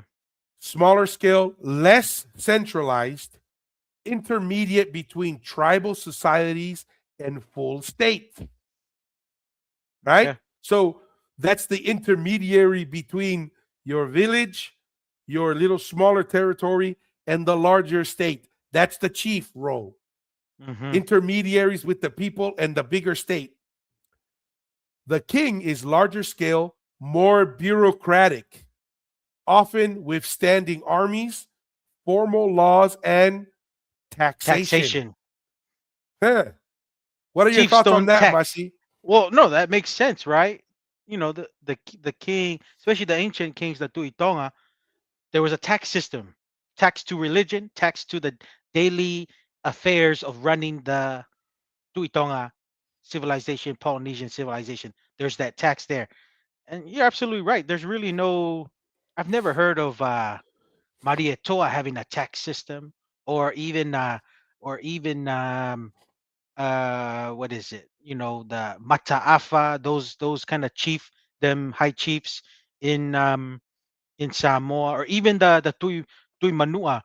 They always said that tui manua had this thing called the umiti, but the problem with that is no islands ever remembering going to Manua to offer. I feel like that was just created, and this is the thing, right? It was maybe used in a speech, and people took it face value that it was true and say that it actually happened. But it was just, I feel like it was just created as a counter argument of the Inasi or Polo Polo with the Tuitonga happening. But you're right. I mean, you're right. Chiefs don't have a tax system like a king does. Yeah. All right. Read the basis of authority. That's the next one. All right, basis of authority. Chief, often hereditary but can evolve consensus, prestige, or achievement. Authority frequently relies on persuasion, redistribution of wealth, and moral ritual legitimacy. King, almost always hereditary, more absolute or sovereign power, often backed by divine right, law, or military force. Tua? Okay. Chief system, Matai system. If I were to say, how do you describe the Matai system? Involves consensus. That means people vote. The Ta'ainga vote. family. The They family has to agree, agree right? who's going to be the title. Correct. To take Prestige. this chief. Marietoa did not come from a royal line. He had some achievement, some prestige that he got. Yes. That's how that starts. Or And the achievement. Yes, and the achievement, what he did was, right, regarding that incident, that he was able to let the Tuitonga leave the island for however long. Like that was a huge Yeah. achievement. No one Yeah. made the Tuitonga leave when he didn't feel like he had to leave at right Yes. that time, right? That's an achievement. Yep. Authority frequently relies on persuasion. Isn't that the Matai system? Persuading people, right? And then making them do redistribution of wealth and Mm-hmm. moral ritual legitimacy. That that to me sounds like decentralized power in Samoa. That's a chiefdom, right? Now look at the difference. The king is almost always hereditary. What was the Tuitonga? Was there ever a vote? Oh, yeah, Who's going to be father the to next son, Tuitong? It's father to hereditary. no, no, and here's the. I just want to add on to this, and this is the indigenous. This is like the most native thing because the custom was so strong. I think it was it Talatama that did one of the Tuitonga Talatama that didn't have a son or an heir. He made because the tradition had to happen from father to son. They had the new Tamato Tuitonga as a new right A piece or of, yeah, a doll, new a or wood piece of doll. wood doll or a kari or something. Just had that piece of wood there because and made that the father, and then you know, his brother, which is Talatama's brother, be the son of that the tuitonga made wood because that was the customs because it had to be father to son. So Yeah, that's that's that's how strong it is. Has to be father to son. It's no get the tuitonga's families to decide who's gonna become the tuitonga, the next tuitonga. You know what I mean? yeah. Well, and that's the thing. And it was because um Talatama, I think, who's the one who said, no, our system is father to son, father to son. I'm not going to take it from brother to brother. So Yeah. that's why they made that little system to legitimize going from brother to brother. They created a fake thing in order for Yes. them to legitimize it. Have the tradition Yeah. go on. And Yeah. then once again, absolute or sovereign power. A king must have absolute power, right? The Matai system does not give absolute power because why? The Ainga can remove your power, Yeah. right? You're subject in a way to the people, often backed by divine right. Why did the Tuitonga have that right? Because he descended and was the heir from Tangaloa. And why did Mm. Tangaloa have that? Because that is who Hikuleo designated to be the king, right? And so Yeah. there's a divine right. There's no divine right for the Matai system. Is there a No divine right there? No. Marietoa didn't have subjectivity. a Yeah. divine right. Yeah. Okay. Right by law or military force. So once again, Samoa so far is all on the chief side, not the Mm. king side. And remember, to have royalty, you have to have a king. All right. Next one, I'll read to you, Masi. Power and control, Yeah. limited coercive power, no full police slash military monopoly, relies on support from kin slash groups, can be checked by councils or customs. On the king side, it says greater centralized and coercive power, monopoly on legitimate force in true kingdom slash states. Mm. Which, yeah, what are your thoughts on that? Which side does the Matai system fall on, and which side does the Tuitonga system fall on? No, the matai is definitely on the others because it's within your kin and your followers because that's what the whole fighting for power and getting backed by Western powers. It goes back to me with the Maria Toa and Mataafa having their certain groups within their certain districts, and they were fighting each other with the. I think it was the Germans backing Mataafa and the British were probably backing or the British backing Mataafa or Maria Toa. So those were the little set groups, right?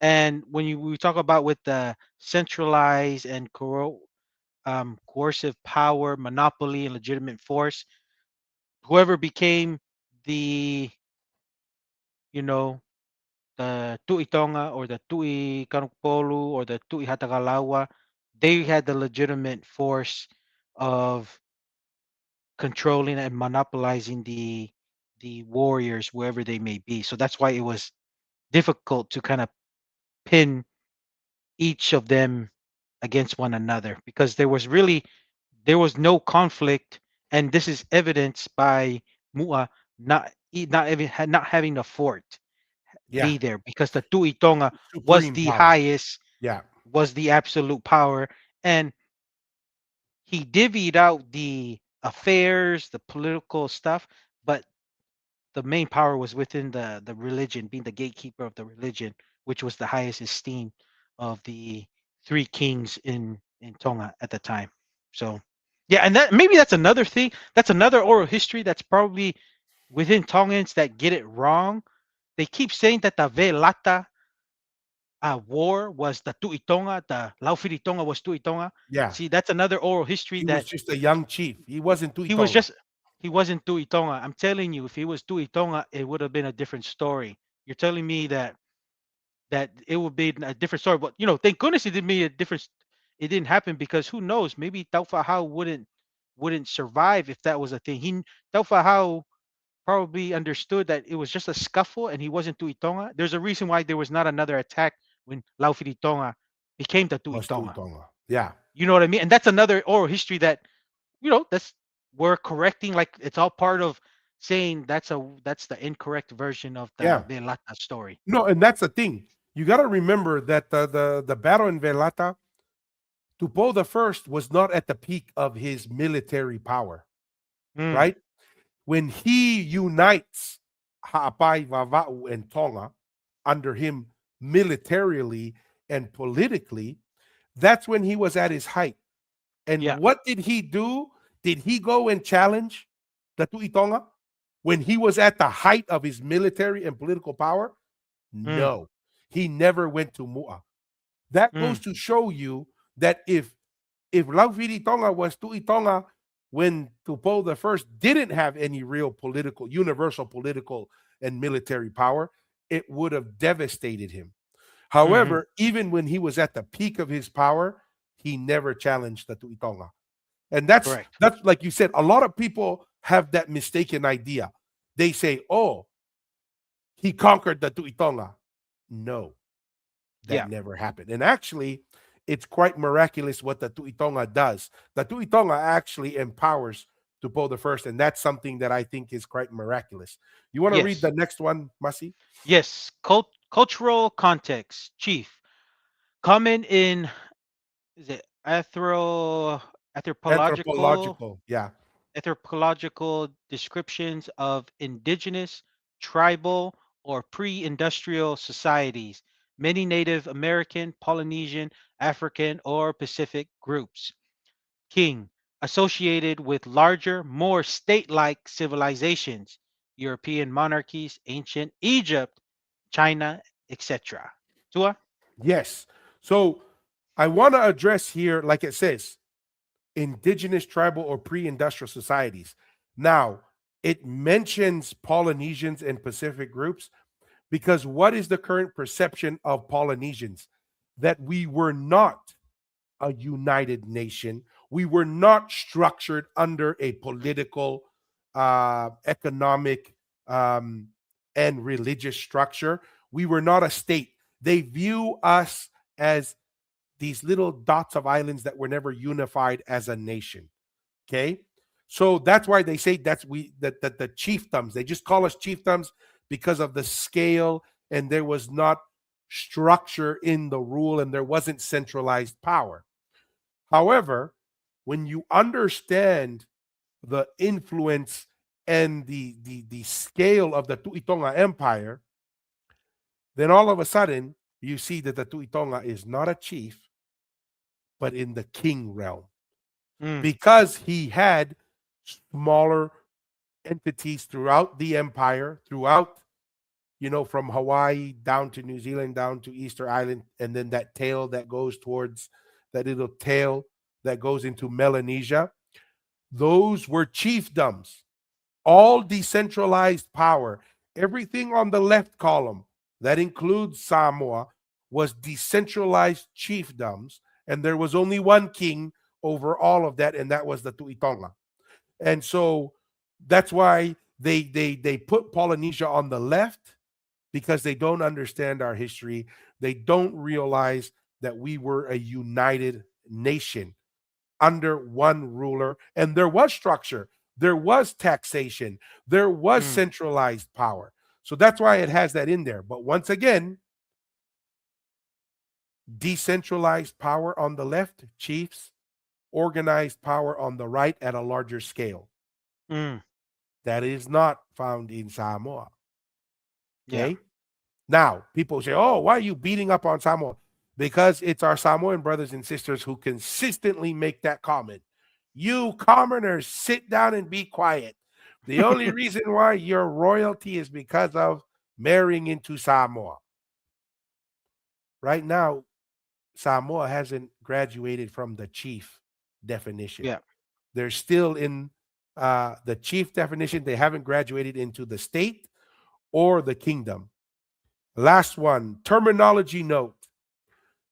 Chief is often used in English to describe non European leaders, sometimes seen as a Eurocentric or diminishing, right? So that's why Hmm. when they refer to Polynesia, they always just like to say they're all a bunch of chiefs because they're not recognizing Polynesians as large scale structure. And then on the right, king carries prestige of European style monarchies. Some paramount chiefs are functionally equivalent to kings. Any thoughts on that, Mussy? What are your kind of your thoughts on that review that we just did? No, pretty. I hope hopefully that clarifies some of the definitions that's probably people were not understanding the difference, right? So when you're paramount chief, and then there's functions that you act as, right? So as a king, but you know, regarding force and projecting influence out and being state-like Centralized and power. centralized power, you don't have it, and there's a strict tradition of, you know, hereditary, which or hereditary, passing on the titles, which is not always the case, and which is why the Maria Toa title is still being fought over various families on who's going to be the next Maria Toa, because they haven't Voted. agreed to one, Yeah. and it's been like, man, Tanumai Fili's been the recent one, Maria Toa title holder, has passed away so long, but they can't even agree. So, right, that paramount chief is still a chief, and it's been out of action for how many years? You can't do that in a sophisticated civilization. Have somebody not have the title to lead a nation if it's been absent for so long. You know what I mean? So Yeah. that's another example of why you get colonized quickly, because if it takes time, if you have a leader come up, that's a gap that it can be exploited by Europe, European countries, and that's why the history of Ha'amua, it is what it is, and the history of Tonga, with its continued hereditary passing of kings and having king-like, um, history of ancient times still be now, we're able to avoid that. So I don't know. That's my thoughts there. Yeah, I mean, I do want to address something.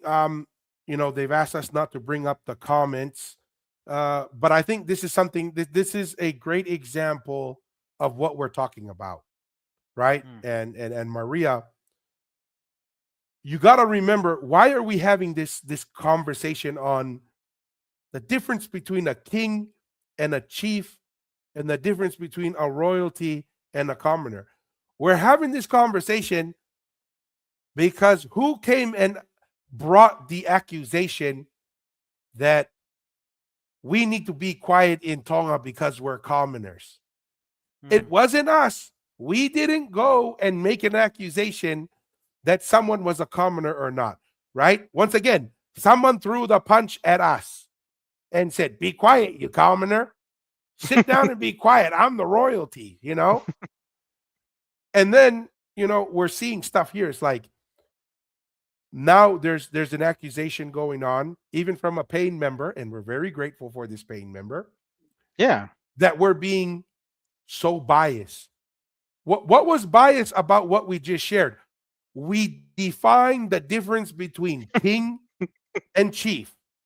And then we said, then we took the two systems of the Tuitonga and the Matai system and said, which category off of these definitions, we didn't make the definitions. And then we said, which definitions match up? Oh, the Matai system and the system in Samoa is a chief system. The Tuitonga lines up better with the king system. So if that's the case, then the accusation or the claim that all the royalty come from Samoa, it can't be correct because it's only chiefs in Mm. Samoa.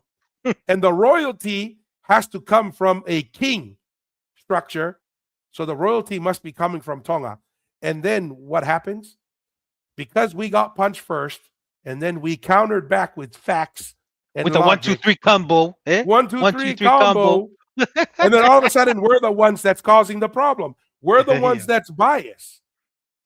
I don't. I just. This is the whole reason why we're having the conversation. Um. So yeah, that there were several. I can't tell you. Joe, even Joe earlier made the comment of commoner, right? Because some people Mhm. there's a comment going on. It's like, oh, the only comment that I've seen on social media of commoner was it was a Tongan. I was like, well, I'll tell you right now, there's at least 80 comments online minimum saying you Tongan commoners just need to zip it, Mhm.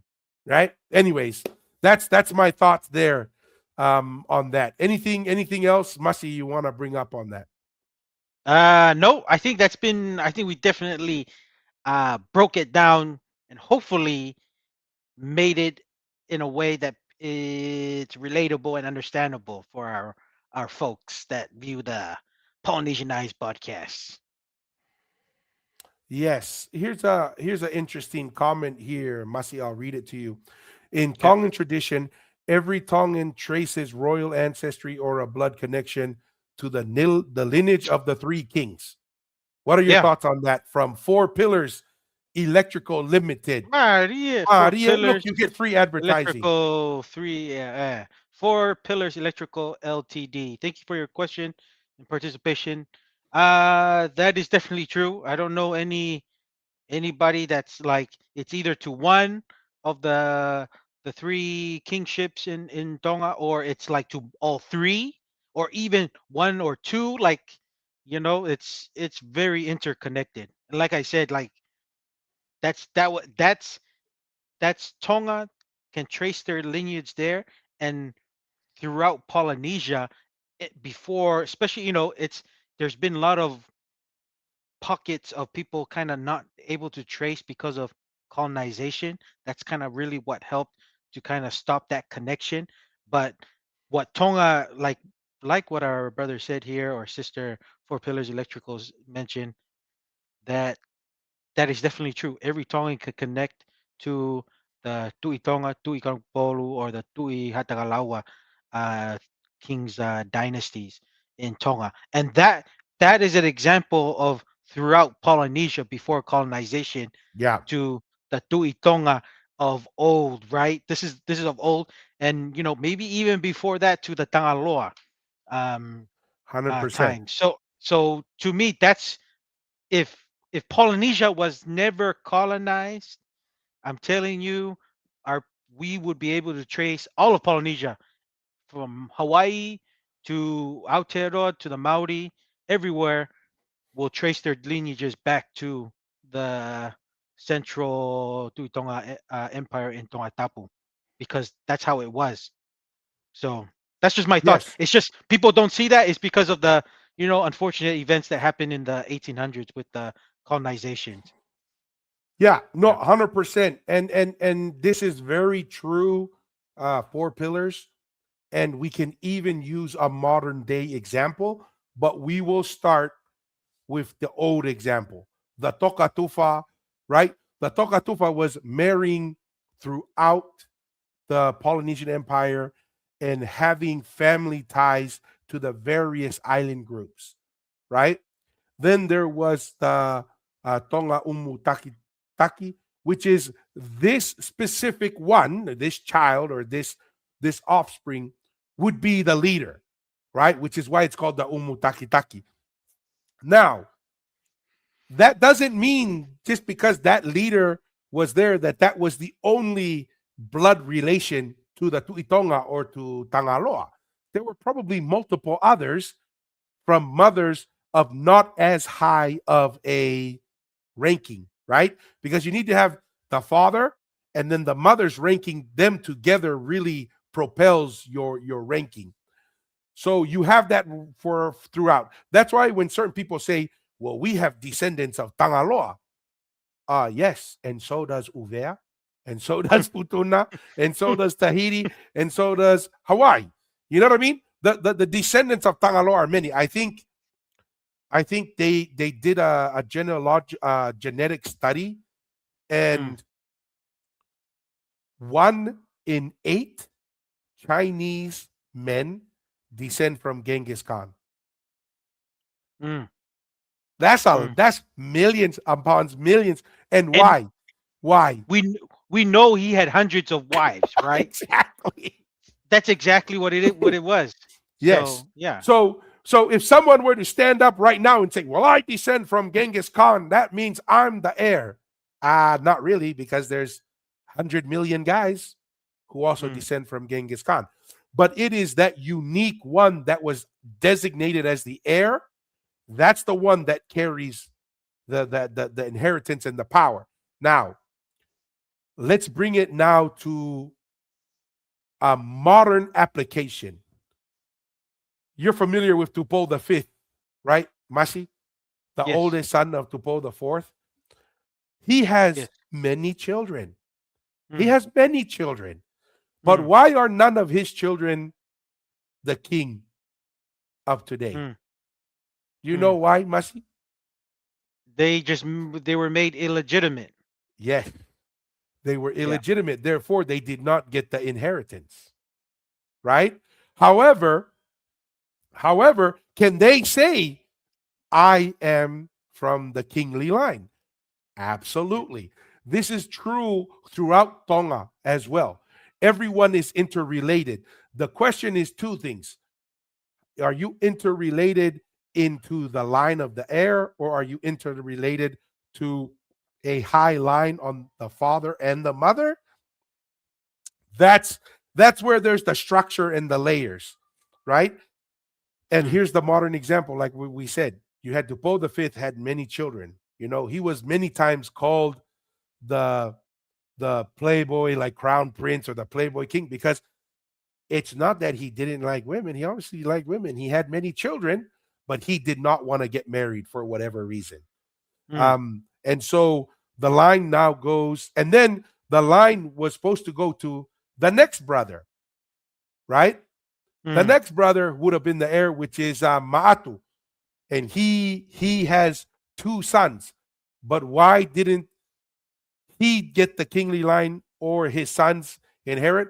It's because Tupo the fourth removed him from the line of succession because he married a commoner before he married the daughter, I think, of Amalie Toa. I think mm. is who he married. But one they Granddaughter. the Yeah. yes, Mm, the granddaughter. So Maatu's sons technically can say, well, we're the heirs. Well, yeah, because you should have been next in line, but unfortunately, because your grandfather made a decision that you wouldn't be the heir, it goes down to Tupo the sixth to today. So mhm, as you can see, as and now if we were to expand just the royal family today to 100 years from now, imagine the tens of thousands of people who now say, "Oh, I descend directly from Tupo the fourth," and so forth. It expands and it can grow. And that is just with monogamy, right? Then you mm, add polygamy into the mixture. There are many layers to that. mm. So yeah, that's kind of the response to that four pillars. So Good appreciate that. question, and that's very true for Pillars Malo. Um, let's see here. Let's look at the time. We're getting close on time. I think we'll close it out here, Mussy. We're kind of hitting the two Okay. hour mark. So uh closing thoughts, Mr. Ateroa. No, appreciate everybody's reaction, engagement. You know, we're looking forward to expanding more. We got some exciting upcoming interviews that our paid members will get first access to once it becomes available. Looking to start 2026 on a good note. You know, what we can do for this Polynesianized podcast. Very looking forward to moving this along, and also having everybody to share their ideas and just learning more and gaining knowledge of our Polynesian history. So Ofatu to everyone, and I hope this live digital cover session was well worth it to tune in. And until the next time, malo. Malo, Mr. Atero, I want to thank, as you did, Masi, want to thank all viewers, listeners, whether it's on YouTube, Facebook, Patreon, Instagram, and then also on Spotify. We're also on Apple Podcasts. We're on iHeartRadio, Amazon, and Audible Podcasts. Want to thank everybody. 2025 was a fantastic year for the podcast. And it always feels good to have that, response back from the followers and the listeners, Mm. because it's like Mussy said earlier, it's not every day you're like, oh, I'm super excited to Mm. do a podcast. I'd probably say 80% of the time I'm excited to do it, but then there are certain days where you're just like, ah, man, I'm not excited about. But we're dedicated and we try to provide value to everyone who listens in and to everybody who contributes. A big shout out to all our paying members. Mm. What I learned today is like Maria, she's a paying member, but she doesn't always agree with our positions. And I Yeah, think that's cool. I think that yeah, that's cool that we have paying members who see value in what we're bringing, providing a space for us to have ideas. And it's not just people that who always agree agree with our with it. Yeah, positions. We don't expect everyone to agree with our positions. Why? Because you have your perspectives, your experience, oral histories that you've heard, and ideas that you can bring to the table. And we put it all out there and let them battle it out.